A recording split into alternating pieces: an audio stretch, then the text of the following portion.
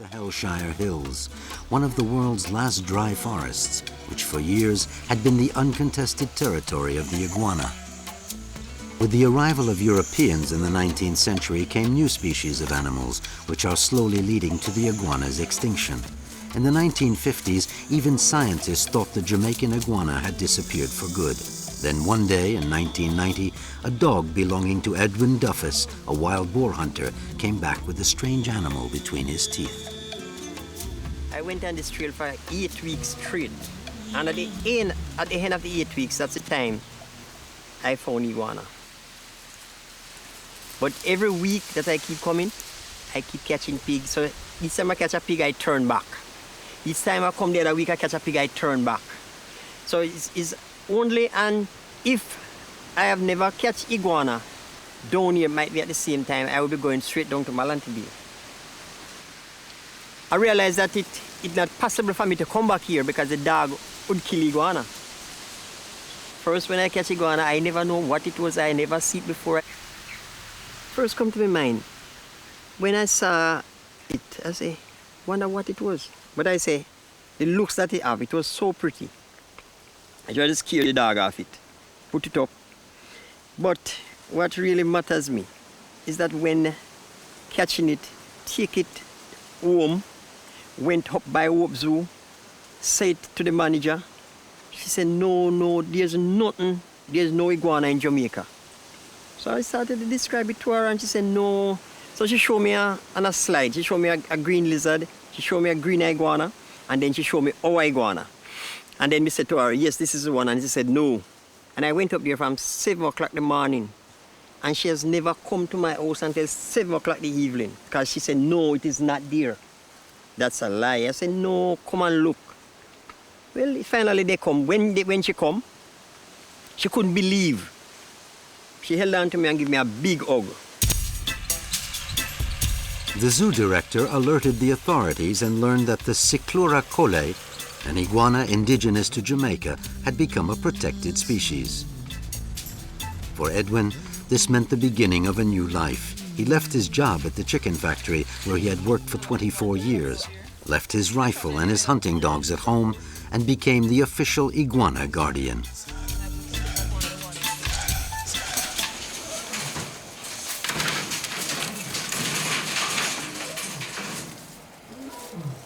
He was being beat up on. Yeah, yes, and so they took him and put him in here. You see his mouth is just healing up. You can see how Every year in September, after the eggs hatch, half of the newborn animals are taken to the zoo and raised in captivity for 3 or 4 years, enough time for them to attain the size necessary to confront the dangers of the Hellshires.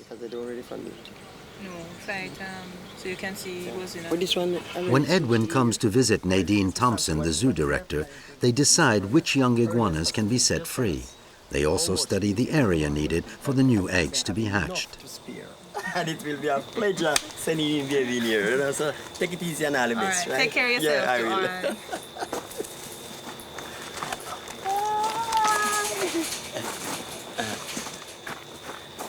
will. Yeah.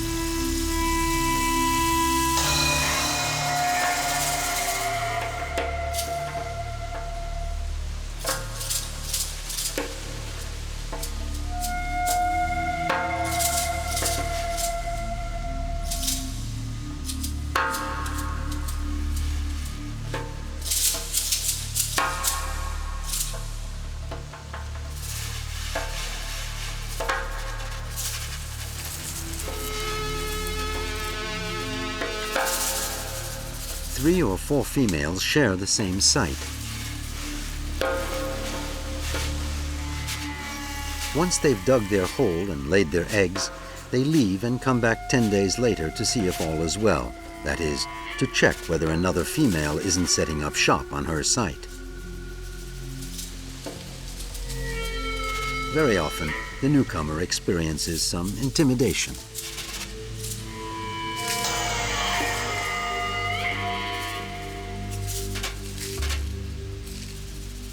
Head to head, they size each other up and test one another.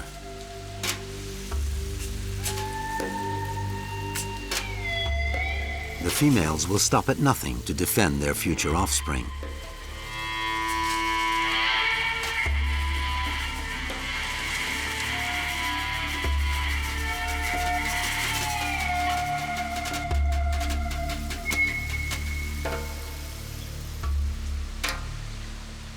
So we still now is watching to see their aggressiveness. If they continue, we have to catch two of the most aggressive female, that is like Debbie and Rima, to put them aside for a little time to allow the new female to really lay, because if not, those new female, we probably find different little small holes in the outer area, lay, then we don't get the clutch. Once a female doesn't guard properly from its nest, this female can come up, and this is how they destroy the eggs that already lay, the female that already lay before, and this is how we lose our amount of young babies. So guarding is good from the female. Watching from the individual like myself, it's good to avoid continuous fighting, to avoid female from cover whenever time they lay.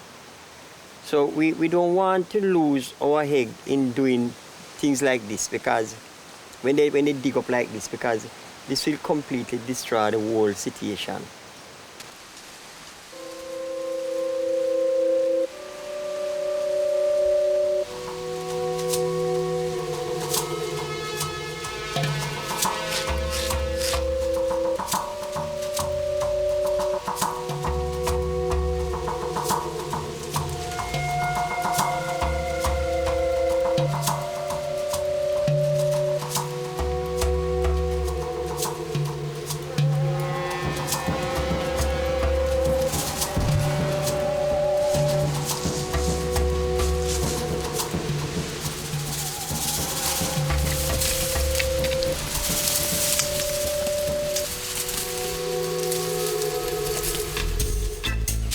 During the egg-laying period, in addition to guarding the sites, Edwin has to capture the females so they can undergo blood tests. At his Hellshire's campsite, Edwin receives all the reptile specialists from the United States. Mr. Duffus, good job. Another iguana, the last one. Rick Hudson is one of these. A biologist with the Fort Worth, Texas Zoo, he is fascinated by wild iguanas and by Edwin's stories. They get mad. Yeah, and the eyes start to get red. But she had a transponder, right? She did. Purple yellow. She's got a name according to that chart. Let's go look at it. I think the name said Debbie. Now Debbie's the first one. It's Rima. It's not Carla? No dewlap tags. You got her mouth right. Mm-hmm. She's got something in her armpit here that might just be skin.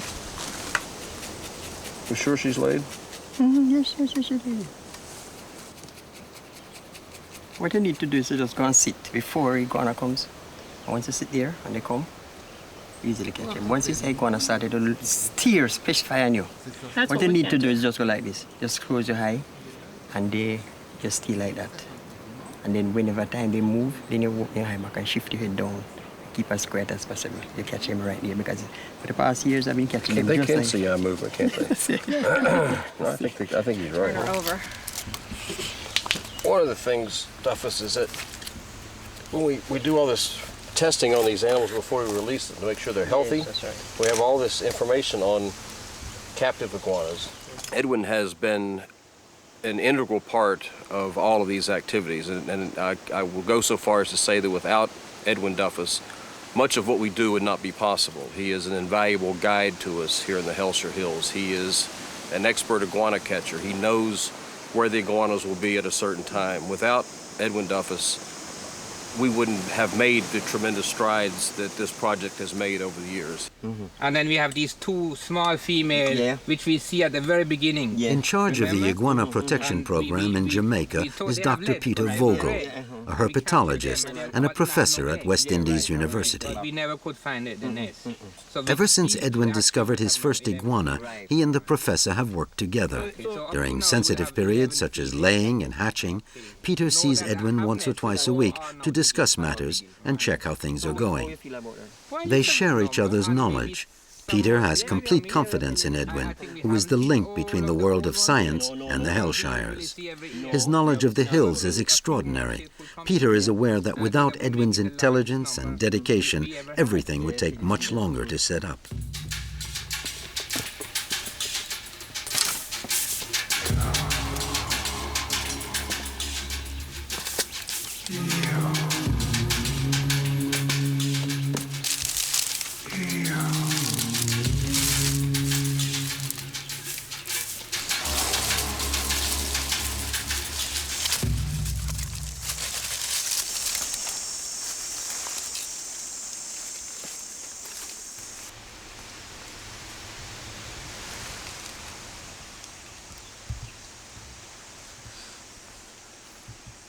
And this male is just lately shed. If you look at the lovely pretty blue colors that he has, just lately shed about a month ago. This color is beautiful. Most of the time, Edwin works alone. Sometimes, however, Peter Vogel's students come to help out. One of them, Delano, comes to assist Edwin as soon as his schedule permits. For him, this is a unique experience.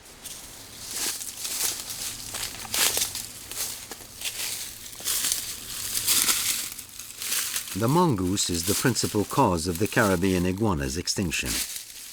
Imported by the Europeans in the second half of the 19th century to exterminate the rats which were destroying the sugarcane fields, it also went after the iguanas. There are hundreds of these small but terrifying carnivorous animals around, and capturing and killing them before they kill is vital. If I wasn't here 1991, 90, right up to 98, there wouldn't be any iguana here because the mongoose would eat everyone. Because one day I want us to really know how the mongoose go about it. And this mongoose come and him started smell still, and after started smell, him go like this. Him started dig out. And there was a tail of a baby iguana. And that 7 mongoose came there and sit around here. And once they started to pick them out. And as they turn around, the next mongoose come. So I have to run up there at the same time and run them, and it was about 7 mongoose. So when that mongoose come, take all from that hole. And they know the time. Because the baby, when they lay, it carries out a rawness, a smell, which they know the smell. So they just keep smelling right around. And for that reason, they know where. And they know when is the hatching time. So they come twice. When it's laying and when it's hatching.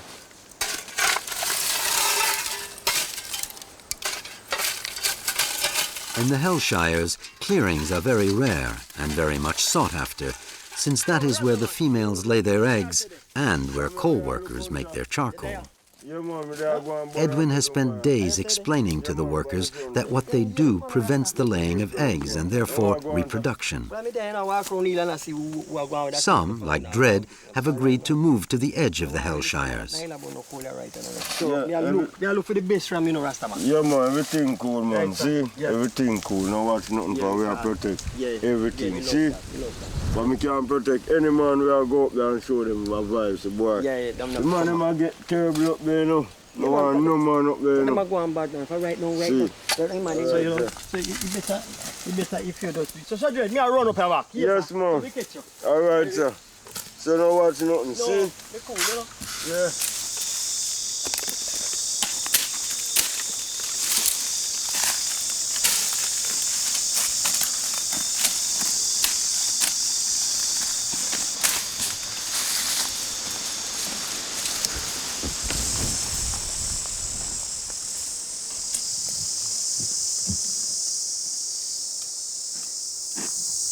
This could be fairly good area for iguana. Fairly pretty good area.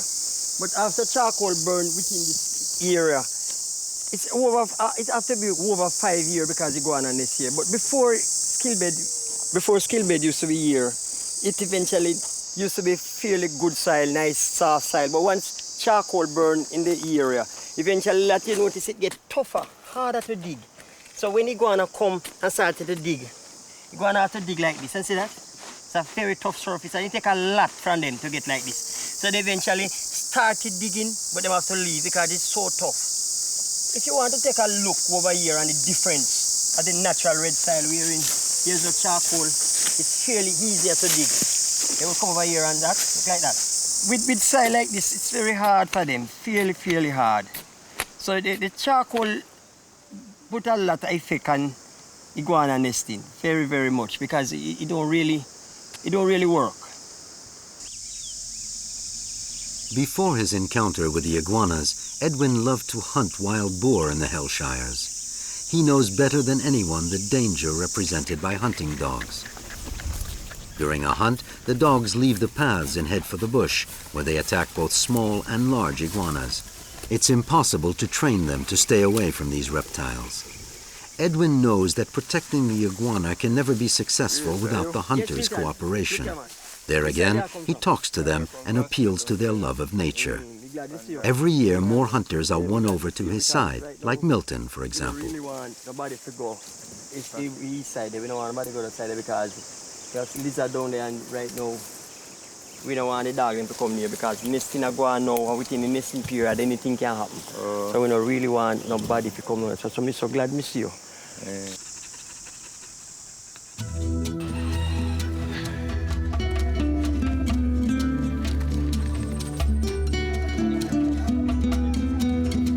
After 10 days and nights in the bush, Edwin takes 2 days off. His first visit is always to his large family of children, especially his youngest son, Benji. Father and son share the same passion, cockfighting.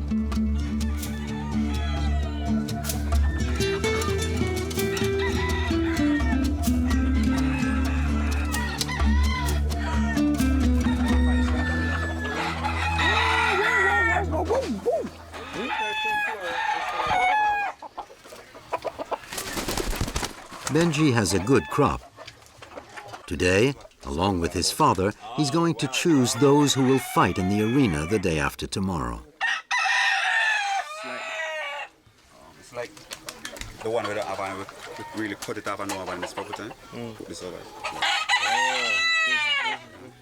Tape it. And like you're telling it to push it through. Oh, so you want something where you can take off and use it all the time. So the one on Malta.